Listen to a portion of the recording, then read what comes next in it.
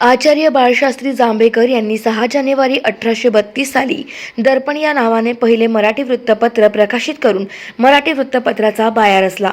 राज्यात दरवर्षी दर्पण दिन अर्थात पत्रकार दिन म्हणून साजरा केला जातो.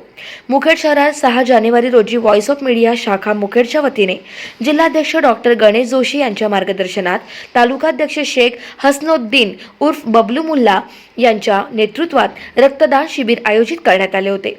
यात 58 रक्तदात्यांनी मोठ्या उत्साहाने रक्तदान करून राष्ट्रीय कार्यात सहभाग नोंदवला.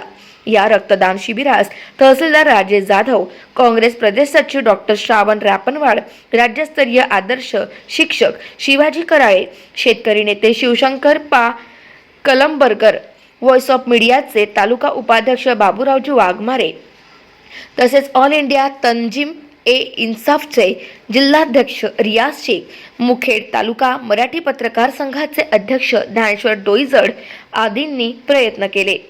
गाव माझा न्यूज करिता बापूराव वाघमारे, मुखेड, नांदेड.